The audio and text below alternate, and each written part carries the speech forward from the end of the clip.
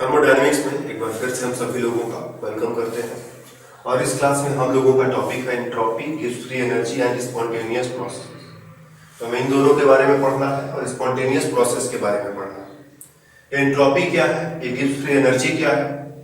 तो हम लोगों ने पिछले वाले क्लास में दो थर्मोडायनेमिक स्टेट फंक्शंस के बारे में पढ़ा है। एक था अपना इंटरनल एनर्जी और दूसरा था इंथैल्पी। ये दोनों थर्मोडायनेमिक स्टेट फंक्शंस थे, मतलब इनका वैल्यू जो है केवल और केवल सिस्टम की स्टेट पर डिपेंड करता है। तो यहाँ पर ये दोनों भी थर्मोडायनेमिक स्टेट फंक्शंस ही हैं। जैसे ये दो फंक्शंस थे वैसे ही यहाँ पर ये भी दो फंक्शंस हैं, इनका वैल्यू भी केवल और केवल स्टेट पर डिपेंड करता है। एंट्रोपी को हम S से दिखा देंगे और गिव्स फ्री एनर्जी को हम H से दिखा देंगे। तो दो पहले ही पढ़ लिए हैं, अब यहाँ पर इन दोनों की बारी है, entropy and gives free energy.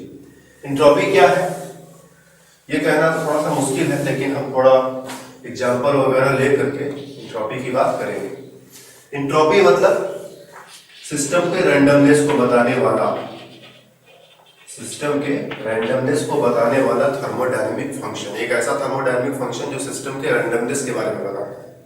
For example हमारे पास पानी है सॉलिड स्टेट में, पानी है लिक्विड स्टेट में, पानी है गैस स्टेट में।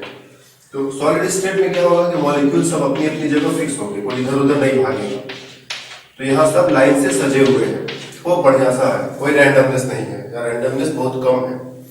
लिक्विड में क्या होगा कि मॉलिक्यूल इधर उधर आने जाने के लिए स्वतंत्र है, वो पानी के अंदर ही अंदर मॉलिक्यूल इधर उधर चाहे तो आ जा सकते हैं, मतलब रैंडमनेस है, समझ रहे हो ना, रैंडमनेस है। यहाँ पर गैस में क्या होगा कि वॉल्यूम और भी ज्यादा होगा और मूवमेंट मॉलिक्यूल्स का और भी ज्यादा होगा, वो कहीं भी आ जा सकते हैं। तो रैंडमनेस जो है और भी ज्यादा है। जो छोटा छोटा एरो है इनके मोशन को दिखा रहा है कि इधर उधर भाग रहे हैं। तो यहाँ रैंडमनेस बिल्कुल नहीं है या बहुत कम है, यहाँ थोड़ा ज्यादा है, यहाँ थोड़ा और ज्यादा है। यही है एंट्रोपी का मेजरमेंट। जहाँ रैंडमनेस बहुत ज्यादा है बोलेंगे वहाँ एंट्रोपी बहुत ज्यादा है, जहाँ रैंडमनेस थोड़ा कम है बोलेंगे एंट्रोपी थोड़ा कम है, जहां रैंडमनेस बिल्कुल कम है बोलेंगे एंट्रोपी और भी कम है। ठीक है, एंट्रोपी और भी कम है। इसी तरह से मान लो मेरे पास दो प्योर मटेरियल है, ठीक है, दो गैसेज है, ऑक्सीजन है नाइट्रोजन है, दोनों को मिक्स कर दिया, ऑक्सीजन नाइट्रोजन का एक मिक्सचर बन गया। तो प्योर गैसेज में एंट्रोपी कम होता है, रैंडमनेस कम होता है, लेकिन जैसे ही मिक्सचर बन जाता है वैसे ही रैंडमनेस बढ़ जाता है। रैंडमनेस या फिर उसको हम डिसऑर्डरनेस भी बोल सकते हैं, ऑर्डरनेस। तो जैसे जैसे रैंडमनेस बढ़ता जाएगा, जैसे जैसे डिसऑर्डरनेस बढ़ता जाएगा, वैसे वैसे एंट्रोपी का वैल्यू बढ़ता जाएगा। कभी कभी केमिकल रिएक्शंस पे भी हम बात कर लेते हैं, जैसे नाइट्रोजन गैस प्लस 3 मोल हाइड्रोजन गैस मिलकर के 2 मोल अमोनिया गैस बना रहे हैं। तो बताना है कि एंट्रोपी घटा या बढ़ा। तो देखो यहाँ पर क्या है, 4 मोल गैस है, 3 मोल इसका 1 मोल इसका मिलाकर 4 मोल, और यहाँ सिर्फ 2 मोल गैस है। तो 4 मोल गैस से 2 मोल गैस बना। 4 मोल में ज्यादा रैंडमनेस होगा कि 2 मोल में ज्यादा रैंडमनेस होगा? जाहिर सी बात है 4 मोल है तो ज्यादा रैंडमनेस है, ज्यादा गैस है ज्यादा रैंडमनेस है, कम गैस रहेगा तो कम रैंडमनेस होगा। तो रैंडमनेस घट रहा है, मतलब एंट्रोपी भी कम हो रहा है। तो यहाँ डेल्टा एस का जो वैल्यू है वो माइनस में आएगा। जब एंट्रोपी घटेगा, रैंडमनेस घटेगा तो माइनस में आएगा, बढ़ेगा तो प्लस में आएगा। हम पानी को भाप में बदल दे तो रैंडमनेस बढ़ जाएगा, एंट्रोपी बढ़ जाएगा और डेल्टा एस का वैल्यू पॉजिटिव हो जाएगा। कोई ऐसा रिएक्शन देखिए, ए सॉलिड बी गैस मिल करके 2C गैस बना दिया। तो हमको सॉलिड को देखने की जरूरत नहीं है, हम सिर्फ गैस को देखेंगे कि 1 मोल गैस से 2 मोल गैस बना, रैंडमनेस बढ़ गया, एंट्रोपी बढ़ गया। तो एंट्रोपी का कंपैरिजन हम सॉलिड लिक्विड गैस में कर सकते हैं, रिएक्शन के बेसिस पर कर सकते हैं, मिक्सचर और प्योर कंपाउंड के बेसिस पर कर सकते हैं। प्योर ऑक्सीजन है, प्योर नाइट्रोजन है, कम रैंडमनेस है, दोनों को मिक्स कर दिया, रैंडमनेस बढ़ गया, एंट्रोपी बढ़ गया। तो ये है एंट्रोपी का थोड़ा सा डिस्क्रिप्शन। एंट्रोपी एग्जैक्टली क्या होता है, इसके लिए हम कह सकते हैं कि ये एक ऐसा थर्मोडायनेमिक फंक्शन है जो सिस्टम के रैंडमनेस को मेजर करता है या बताता है। एंट्रोपी के बारे में भी हम वही बात बोलेंगे जो हमने इंटरनल एनर्जी और एंथैल्पी में कहा था कि इसका एक्चुअल वैल्यू पता कर पाना मुश्किल है, इसका एक्चुअल वैल्यू पता कर पाना मुश्किल है, लेकिन डेल्टा ई हम पता कर सकते हैं, डेल्टा एच हम पता कर सकते हैं। वैसे ही हम डेल्टा एस भी पता कर सकते हैं। इसके लिए एक सिंपल फॉर्मूला है, Q reversible divided by T। मान लो मेरे पास एक कोई कंटेनर है, इसमें गैस के मॉलिक्यूल्स है, हम इसको कांस्टेंट टेम्परेचर पर थोड़ा सा हीट देते हैं, और हीट बिल्कुल धीरे धीरे देंगे, क्योंकि क्या लिखा है, रिवर्सिबल तरीके से देना है। रिवर्सिबल के बारे में बोला था पिछले क्लास में, हमने इंट्रोडक्शन में बोला था, धीरे धीरे जो काम करते हैं वो रिवर्सिबल होता है। तो हम बिल्कुल आराम से हीट देंगे, हीट देंगे तो मॉलिक्यूल्स इधर उधर और तेजी से भागने लगेंगे, रैंडमनेस बढ़ जाएगा, एंट्रोपी बढ़ जाएगा। तो डेल्टा एस का वैल्यू इस फॉर्मूले से हम कैलकुलेट कर सकते हैं, ठीक है। तो एंट्रोपी है क्या, थर्मोडायनामिक स्टेट फंक्शन जो रैंडमनेस को बताता है। रैंडमनेस बढ़ा तो पॉजिटिव होगा, रैंडमनेस घटा तो नेगेटिव होगा। इसका कैलकुलेशन हम यहां से कर सकते हैं। गिव्स फ्री एनर्जी, इसके बारे में बोलने के लिए मेरे पास और भी कम शब्द है। गिव्स फ्री एनर्जी का डिफिनेशन हम मैथमेटिकल तरीके से देंगे। हमारे पास कोई शब्दों में इसकी तारीफ करने के लिए हमारे पास शब्द कम है, तो इसीलिए हम सिर्फ मैथमेटिकली इसकी तारीफ करते रहे कि जी का वैल्यू ऐसे पता लगा सकते हैं। G is equal to H minus T S. H enthalpy है अपना, T टेम्परेचर है, और S के बारे में तो अभी हमने बताया है, एंट्रोपी है। गिव्स फ्री एनर्जी का यही डिफिनेशन है, और बाकी के थर्मोडायनामिक फंक्शन की तरह इसका भी हम real value, actual value, absolute value जो भी कह लो वो नहीं पता लगा पाएंगे, लेकिन चेंज तो पता लगा लेंगे ना। तो delta G is equal to delta H minus delta T S हो जाता, लेकिन अगर टेम्परेचर कांस्टेंट कर दे तो ऐसा हो जाएगा टी डेल्टा एस। एक फार्मूला ये वाला, दूसरा फार्मूला ये वाला, बस यही दो फार्मूले गिव्स फ्री एनर्जी में बता करके हम इसको खत्म करेंगे। गिव्स फ्री एनर्जी इतना है, इससे ज्यादा नहीं बोलेंगे, लेकिन ये याद है कि एट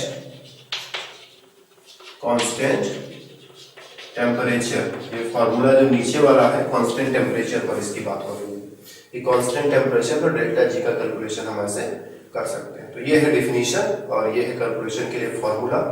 अब इन दोनों को यूज करने की बारी है। दोनों को पढ़ तो लिया, फालतू पढ़ा तो बेकार हो जाएगा ना, दोनों का कुछ यूज किया जाए, और यूज करेंगे हम स्पॉन्टेनियस प्रोसेस का पता लगाने के लिए। स्पॉन्टेनियस प्रोसेस क्या है, तो ऐसा प्रोसेस जो अपने से हो जाए उसको बोलते हैं स्पॉन्टेनियस प्रोसेस। जैसे ऊपर से एक पत्थर नीचे गिर रहा है, उसमें हमें कुछ नहीं करना, वो अपने आप गिरेगा, लेकिन क्या पत्थर नीचे से ऊपर भी अपने आप चढ़ जाएगा? नहीं, हमें कुछ एनर्जी लगा के उसको ऊपर पहुंचाना पड़ेगा। ढलान है कहीं पर, स्लो, ऊपर से बाल छोड़ दो तो नीचे की तरफ लुढ़कता हुआ चला आएगा, लेकिन क्या बाल नीचे से ऊपर भी अपने आप चढ़ जाएगा? आंसर है नहीं, उसके लिए हमें एनर्जी खर्च करनी पड़ेगी, वो अपने आप नहीं होगा। तो जो चीज अपने आप हो जाए, जो प्रोसेस अपने आप हो जाए, उसको बोलते हैं स्पॉन्टेनियस प्रोसेस। ये केमिकल भी हो सकता है, फिजिकल भी हो सकता है, दोनों तरह का हो सकता है। और कोई प्रोसेस कब अपने आप हो जाता है इसका पता लगाया जा सकता है by using the equation delta G equal to delta H minus T delta. इसकी मदद से पता लगा सकते हैं। अगर डेल्टा जी नेगेटिव है, हमने डेल्टा जी कैलकुलेट किया, माइनस में आ गया, तो इसका मतलब प्रोसेस स्पॉन्टेनियस होगा ही होगा। प्लस में आ गया तो स्पॉन्टेनियस नहीं होगा, ठीक है। अब डेल्टा जी में देखो दो टर्म्स है, पहला टर्म है डेल्टा एच और दूसरा टर्म है माइनस टी डेल्टा एस, ठीक। इन दोनों पर ही डिपेंड करता है कि इसका वैल्यू नेगेटिव होगा या पॉजिटिव होगा। डेल्टा एच दो तरह से हो सकता है, एक्सोथर्मिक या इंडोथर्मिक। अगर प्रोसेस एक्सोथर्मिक है तो एच का वैल्यू जो है, डेल्टा एच का वैल्यू माइनस में होता है, अगर एक इंडोथर्मिक है तो प्लस में होता है। एंट्रोपी बढ़ रही है तो डेल्टा एस का वैल्यू प्लस में होगा, एंट्रोपी घट रही है तो डेल्टा एस का वैल्यू माइनस में होगा। टी जो है टेम्परेचर है, ये केल्विन स्केल पर टेम्परेचर है, इसका वैल्यू जो है नेगेटिव पॉजिटिव नहीं, सिर्फ पॉजिटिव होता है। जीरो से लेकर के कहीं भी जा सकते हैं, किसी भी ऊंचाई तक, 0, 10, 20, 50, 100, 2000, 5000, कहीं भी जा सकते हैं, कोई लिमिट नहीं है ऊपर का। लोअर लिमिट है 0, इसका मिनिमम वैल्यू 0 होता है, एब्सोल्यूट 0 बोलते हैं उसको। तो दो टर्म है, पहला टर्म दूसरा टर्म, ठीक है। अगर डेल्टा एच माइनस में है, प्रोसेस एक्सोथर्मिक है, तो पहला टर्म माइनस में होगा, ठीक है। अगर डेल्टा एच का वैल्यू प्लस में है तो बोलेंगे कि पहला टर्म प्लस में है। अगर डेल्टा एस का वैल्यू माइनस में हुआ, ठीक है, तो ये माइनस और ये माइनस मिलकर के प्लस हो जाएंगे, तो हम बोलेंगे कि दूसरा वाला टर्म जो है पॉजिटिव हो जाएगा। और अगर डेल्टा वैल्यू पॉजिटिव हुआ तो पॉजिटिव और निगेटिव को मल्टीप्लाई करेंगे तो ओवरऑल रिजल्ट जो है निगेटिव आएगा। तो पहला टर्म पॉजिटिव निगेटिव दोनों हो सकता है, दूसरा टर्म पॉजिटिव नेगेटिव दोनों होगा। जब ये नेगेटिव होगा तो ये पॉजिटिव हो जाएगा, ये पॉजिटिव होगा तो ये पूरा का पूरा टर्म नेगेटिव हो जाएगा। क्यों? क्योंकि अगर ये नेगेटिव है तो नेगेटिव और नेगेटिव मिलकर के पॉजिटिव बना देंगे। तो अगर ये नेगेटिव हुआ तो ये पॉजिटिव, और अगर ये पॉजिटिव हुआ तो ये नेगेटिव।